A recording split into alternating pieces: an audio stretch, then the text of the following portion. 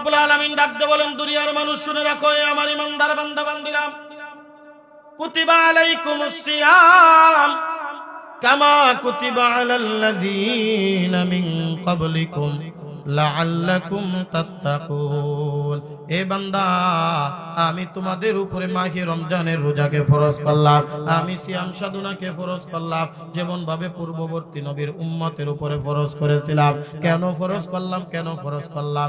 আল্লাহ পাক রব্বুল আলামিন বলেন, বান্দা, যাতে করে তুমি মুত্তাকি হইতে পারো, যাতে করে তুমি আমার প্রিয় বান্দা হইতে পারো, যাতে করে তুমি আমার কাছের মানুষ হইতে পারো, যাতে করে তুমি আমার খুব নিকটতম হয়ে যেতে পারো, যাতে করে দুনিয়ার জমিনের ভিতরে তুমি জান্নাত কামাই করে নিতে পারো। রোজা কেন দান করেন? মুত্তাকি হওয়ার জন্য। সংক্ষেপ কথায় কি হওয়ার জন্য? জোরে বলেন, কি হওয়ার জন্য? মুত্তাকি বান্দা হওয়ার জন্য আল্লাহ পাক পবিত্র মাহে রমজানে রোজা দান করেছেন। আমাদের একটা মাস পার হয়ে যায়, কিন্তু আমাদের দেখবেন একটা মাসের যতটা গুনাহ খাতা কম করে, এই রমজান মাস শেষ হইলে ঈদ মেলার নামে গুনাহ কাজা কাফারা সব আদায় করে নাই।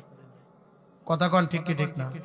হ্যাঁ, গুনাহ কাজা কাফারা সব আদায় করে না। রমজান মাসে ঠিকমতো গুনাহ করতে পারে নাই, যেহেতু শয়তান আসে নাই, শয়তান ওয়াসওয়াসা দিতে পারে নাই। রমজানের পরে দেখবেন একবার ঈদ মেলার নামে বান্দাদেরকে এমন গুনাহের ভিতরে নিমজ্জিত করে এক মাসের কাফারা গুনাহ এক সপ্তাহে আদায় করে দেয়। কথা কোন ঠিক কি ঠিক না? আল্লাহ পাক রব্বুল আলামিন কেন রমজান দান করেছেন বান্দা? আল্লাহ পাক নিজেই বলেন, লাআল্লাকুম তাত্তাকুন, যাতে করে বান্দা তুমি মুত্তাকি হইতে পারো। এ বান্দা, যদি তুমি মুত্তাকি না হইতে পারো, মনে করবা এই রোজা তোমার কাজে আসে নাই। এই জন্য আমাদের এক নম্বর জানতে হবে আমার দুইটা বিষয়। এক নম্বর বিষয়, রোজা কাকে বলে।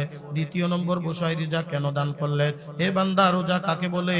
শুধু কি সেহরি খাওয়ার ইফতারি খাওয়ার নাম রোজা নাকি? কথা বলেন, শুধু কি সেহরি আর ইফতারির নাম রোজা? না না না। আল্লাহর হাবিব ডাক দিলে, আমার উম্মতেরা রে, আস-সাওমু জুন্নাতুন মা লাম ইয়াতাকাররাক, রোজা হলো তোমার ঢাল, যতক্ষণ পর্যন্ত তুমি সে ভেঙ্গে না দিবা। রোজা হলো আমার জন্য ঢাল। রোজা শুধু না খেয়ে থাকার নাম না, রোজা শুধু পেটের ভিতরে খাবার না দেওয়ার নাম না। এ বান্দা, গভীর মনোযোগ, গভীর মনোযোগ।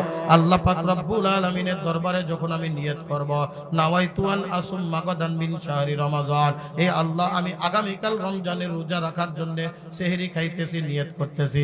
সেহরি খায়া যখন তুমি নিয়তটা বেঁধে ফেললা, এ বান্দা, তোমার হাতের একটা রোজা আছে, তোমার পায়ের একটা রোজা আছে, তোমার চোখের একটা রোজা আছে, তোমার কানের একটা রোজা আছে, তোমার জবানের একটা রোজা আছে। কথা বলেন ঠিক কি ঠিক না?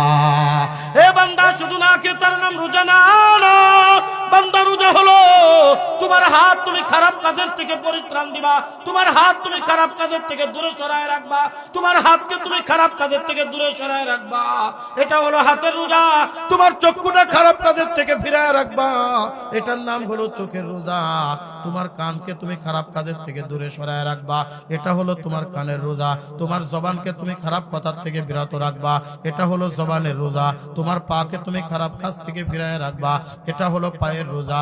এই পাঁচটা পঞ্চ ইন্দ্রিয় থেকে যদি আমি সব কিছু থেকে গুনাহের থেকে পরিত্রাণ করিয়া আমি যদি আল্লাহর দরবারে নিয়ত করে ফেলি, রব্বুল আলামিন নাওয়াইতু আন আসুম্মা গাদান মিন শাহরি রমাদান, আগামীকাল রোজার জন্য আমি নিয়ত করলাম। আল্লাহ পাক রব্বুল আলামিন বলেন, আস-সাওমু লি ওয়া আনা আজজি বিহি, রোজা বান্দা রাখে আমার জন্য, কিয়ামতের ময়দানে সব আমলের প্রতিদান দেবে ফেরেশতারা, আর আমি একমাত্র আল্লাহ পাক রব্বুল আলামিন, আমি রোজার প্রতিদান নিজ কুদরতি হাতে দান করব।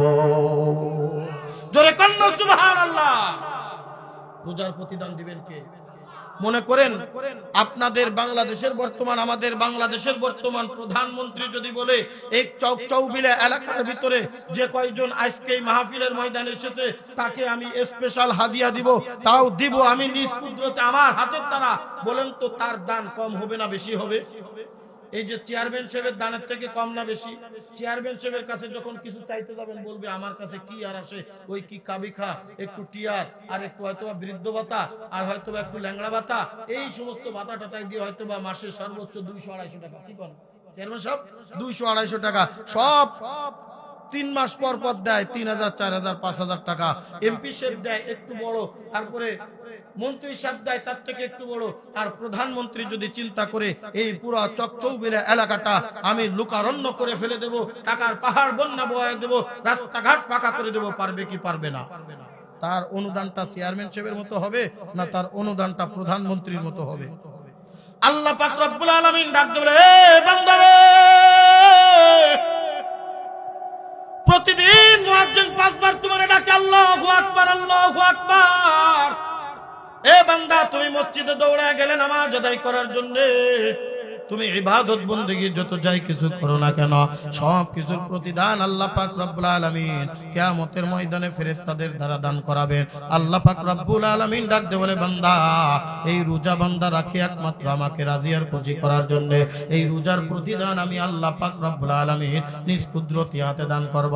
হাদিসে পাকের ভিতরে আসছে, আল্লাহ পাক রব্বুল আলামিনের প্রতিদান, আল্লাহ পাক রব্বুল আলামিন যখন কোন বান্দার রোজা কবুল করে নিবে, আল্লাহ পাক রব্বুল আলামিন ওই বান্দাকে কিয়ামতের ময়দানে বিনা হিসেবে জান্নাতের ফয়সালা করে দিবে। বুজুর্গি কি नहीं हमको जरूरत, गुलाम अपना बना ले ऐ खुदाया, गुलाम अपना बना ले ऐ खुदाया, तो को जाओ सुन्नते अहमद को जा, बा मोहम्मद कई बुवद निस्बत तोरा, बा मोहम्मद कई बुवद निस्बत तोरा। জোরকান আল্লাহু আকবার। তাহলে হাতের রোজা আছে না নাই? এ পায়ের রোজা আছে না নাই? চোখের রোজা আছে না নাই? দেখবেন এক শ্রেণীর মানুষ আছে বাংলাদেশে, আমাদের ভিতরে এক শ্রেণীর মানুষ আছে, রোজা রেখে তো আসলে কোনো কাজ কর্ম নাই, টিভির রিমোট নিয়ে বসে গেছে। কথা কয় না? টিভি রিমোট নিয়ে বসে গেছে। এই মিয়া টিভি দেখেন কেন? কয় হুজুর রোজা থেকে তো কাজকর্ম করতে ভালো লাগে না, এত কষ্ট করা তো যায় না, কি আর করব বসে থেকে থেকে। হুজুর বেশি কিছু দেখতেছেন, একটা নাটক দেখতেছি, নাটকের ভিতরে খারাপ তেমন কোনো কিছু তো নাই। কি কন? এক নম্বর, তুমি হাতের গুনাহ করলা, রোজার অর্ধেক শেষ, হাতের রোজা শেষ। চোখ দ্বারা তুমি দেখলা, চোখের রোজা শেষ। কান দ্বারা তুমি শুনলা, এ বান্দা, কানের রোজা তোমার থেকে শেষ। তুমি পাও দ্বারা হাইটা হাইটা ওই টিভির সামনে যে বসলা, তোমার পায়ের রোজা শেষ। তুমি ওই যে অন্তরের থেকে পরিকল্পনা করলা, দেখলা, তোমার ব্রেনের রোজা শেষ। এইবার তুমি মুখ দিয়া এইটা যে প্রকাশ করলা, তোমার মুখের রোজা শেষ। বান্দা, এইবার তুমি নাওয়াইতুয়ান আসুম্মা গাদান মিন শাহরি রমাদান বলে আল্লাহর দরবারে রোজার জন্য নিয়ত করলে, আল্লাহ পাক রব্বুল আলামিন ডাক দিয়ে বলে, বান্দা, তুই তো নিয়ত করছিস না খেয়ে থাকার, তোর না খেয়ে থাকা উপোস হবে, কিন্তু তোর সিয়াম হবে না। কথা কও ঠিক কিনা? এই কারণে দেখবেন রমজান মাস চলে যায়, এত রহমত, এত বরকত, এত মাগফিরাত, এত নাজাত। রোজার আগে যেমন ছিল, রোজার পরেও তেমন। হ্যাঁ, রোজার মাসে কোন রকম মসজিদের 1 কাতার 2 কাতার ভরে, রোজার পরে দেখবেন খোঁজ খবর নাই। যা আগে দেখতাম 2 কাতার ভর, তো রোজার পরে বেড়াইতে জড়াইতে আবি যাবি করতে করতে রোজার পরে মাইকিং দিয়ে করতে হয়। একটা হারানো বিজ্ঞপ্তি, একটা হারানো বিজ্ঞপ্তি। রমজান শেষ হয়ে যাওয়ার সাথে সাথেই আমার মহল্লার কিছু মুসল্লি হারিয়ে গিয়েছে। কথা বলেন ঠিক কি ঠিক না? কি আপনাদের এই ইসে মনে হয়, সিরাজগঞ্জ অঞ্চলে মনে হয় এরকম হারায় না?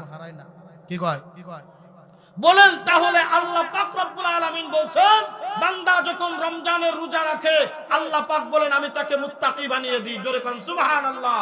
অথচ রমজানের রোজা 30টা রেখেছে, এরপরেও নামাজি হইতে পারে নাই, ইবাদতগার হইতে পারে নাই, আগের মতো ফিরতে পারে নাই, আল্লাহর প্রিয় হইতে পারে নাই।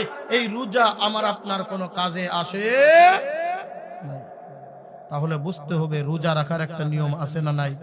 শুধু কি সেহরিতে আপনি বিরিয়ানি ভাত খাইলেন, আর ইফতারিতে সুয়া, পেঁয়াজু, সুলা, বেগুনি, আলু চপ টপ সব দিয়ে এর বাহারি রকমের খাবার খাইয়া আপনি ইফতারি করলেন, আর তারাবির নামাজের একবার পিছনের কাতারে কি বলে ইমামের পিছনে দাঁড়ায় তারাবি নামাজ আদায় করলেন, আর না খেয়ে সারাদিন না খেয়ে থাকলেন, এটার নাম কিন্তু রোজা না, রোজা না, রোজা না।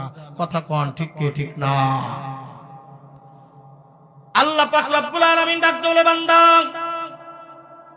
আমি আল্লাহ ওয়াদা করে দিলাম, আমি আল্লাহ গ্যারান্টি দিয়ে দিলাম, এই রমজান মাসে 30টা রোজা কখন কোন বান্দা রাখবে, আমি রমজানকে 3 ভাগে ভাগ করে দিয়েছি। রমজানের প্রথম ভাগের নাম হলো রহমত, দ্বিতীয় ভাগের নাম হলো মাগফিরাত, তৃতীয় ভাগের নাম হলো নাজাত। কথা কোন ঠিক কি ঠিক না? আল্লাহ পাক রব্বুল আলামিন রমজানের প্রথম দশকে আল্লাহ পাক রহমত নাজিল করেন। একজন বান্দা 11টা মাস পর্যন্ত গুনাহ করেছে, একজন বান্দা 11টা মাস পর্যন্ত আল্লাহর দরবারে ঠিক মতো আসে নাই, একজন বান্দা আল্লাহরে ঠিক মতো ডাকতে পারে নাই। এই রমজানুল মুবারকে যখন কোন বান্দা আল্লাহর দরবারে ডাক দিল, আল্লাহ 11টা মাস তোমার দরবারে ঠিক মতো আসতে পারি না, ওগো আল্লাহ তুমি আমারে মাফ করে দাও, তুমি আমারে মাফ করে দাও, আমারে রহমতের কোলে উঠে নাও। আল্লাহ পাক রব্বুল আলামিন ডাক দিয়ে বলে, বান্দা তুমি যখন আমার দরবারে এই রহমতের দরিয়ায় এই রহমতের 10 দিনের ভিতরে যদি কোনোদিন আমারে ডাক দিয়ে বলতে পারো, আল্লাহ আমি রহমতের চাদর নিয়ে বইসা থাকি রে বান্দা, তুমি শুধু রাখতে দেরি, আমি আল্লাহ রহমতের চাদর তোর গায়ে ফেলতে দেরি করি না। আরো জোরে, আরো জোরে। আল্লাহর নাম নিতে ভয় লাগে? আল্লাহর নামের ভিতরে মজা আছে না নাই? আল্লাহর নামের ভিতরে স্বাদ আছে না নাই? अल्लाह अल्लाह क्या मुबारक नाम है, अल्लाह अल्लाह आशिकू का काम है, अल्लाह अल्लाह क्या मुबारक नाम है, अल्लाह अल्लाह मुमिनों का काम है। जरकान अल्लाहु আকবার। সারা দুনিয়া রাজত্ব করেছিল 4 জন ব্যক্তি, হযরতে বা 4 জন ব্যক্তির ভিতরে 2 জন মুসলমান আর 2 জন কাফির। 2 জন মুসলমানের ভিতরে একজন হলো বাদশা ইস্কান্দার, কোরআনের ভাষায় যার নাম দেওয়া হয়েছে বাদশা যুলকারনাইন। এই বাদশা যুলকারনাইন সূরাতুল কাহফের ভিতরে আল্লাহ পাক রব্বুল আলামিন এই বাদশা যুলকারনাইনের ঘটনা বয়ান করেছেন। ওয়া ইয়াসআলুনাকা আন যিলকারনাইন, আরো জোরে, আরো জোরে। আল্লাহ পাক রব্বুল আলামিন ডাকতে বলে, এ দুনিয়ার মানুষ, তোমরা কি জানতে চাও যুলকারনাইনের ঘটনা? তোমরা কি জানতে চাও যুলকারনাইনের ঘটনা? এই বাদশা যুলকারনাইনকে আল্লাহ পাক এত বড় ক্ষমতা দিয়েছিলেন, যারা স্কুল কলেজ ভার্সিটি মাদ্রাসায় লেখাপড়া করেছেন বাদশা ইস্কান্দারের ঘটনা পড়েছেন কি পড়েন নাই? বাদশা ইস্কান্দার সারা পৃথিবীর রাজত্ব করেছে। এত দুনিয়ার এমন কোন জায়গা ছিল না যেই জায়গার রাজত্ব বাদশা ইস্কান্দার করে নাই। এই বাদশা ইস্কান্দারকে আল্লাহ পাক রব্বুল আলামিন এমন একটা ঘোড়া দান করেছিলেন, যেই ঘোড়ার উপরে সওয়ার হয়ে শুধু আদেশ করা লাগতো, আমি অমুক জায়গায় যাব। পৃথিবীর এক প্রান্ত থেকে অপর প্রান্তে যাইতে তার মাত্র 3 থেকে 4 মিনিট সময় লাগতো, সর্বোচ্চ 5 মিনিট সময় লাগতো। মাশরিক হইতে মাগরিব, শিমাল হইতে জুনুব পর্যন্ত যাওয়ার জন্য 5 মিনিটে পুরা দুনিয়া সে প্রদক্ষিণ করে রাখতে পারতো। জোরে কান আল্লাহু আকবার। এত ক্ষমতা